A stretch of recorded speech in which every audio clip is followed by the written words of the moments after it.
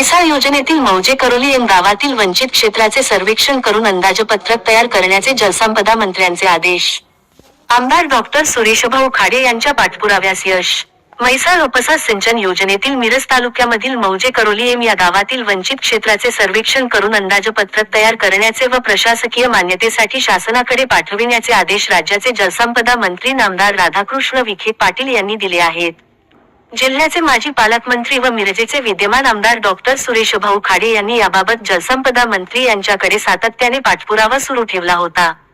म्हैसाळ उपसा सिंचन योजनेतील मिरज तालुक्यातील मौजे करोली एम गावातील वंचित क्षेत्राचे सर्वेक्षण करण्यासाठी व गव्हाण उपसा सिंचन योजनेतून पाणी देण्यासाठी अधीक्षक अभियंता यांनी प्रयत्न केला होता. मात्र गव्हाण योजनेची पाईपलाईन लहान असल्याने पाणी देता येणे शक्य नव्हते.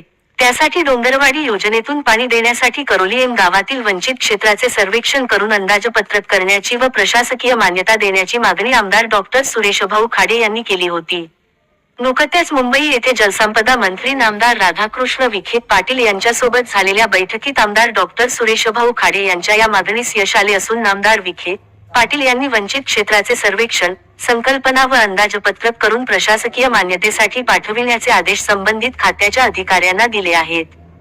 राज्याचे जलसंपदा मंत्री नामदार राधाकृष्ण विखे पाटील यांच्यासोबत जिल्ह्याचे माजी पालकमंत्री आमदार डॉक्टर सुरेशभाऊ खाडे यांच्या झालेल्या बैठकीस आमदार समाधान अवताडे, माजी आमदार पृथ्वीराज देशमुख, मुख्य अभियंता धुमाळे साहेब, अधीक्षक अभियंता चंद्रशेखर पाटोळे, कार्यकारी अभियंता रोहित कोरे, पंचायत समिती सदस्य मनोज पाटील, अल्पसंख्याक आघाडी जिल्हा उपाध्यक्ष शीतल पाटील आदी मान्यवर उपस्थित होते.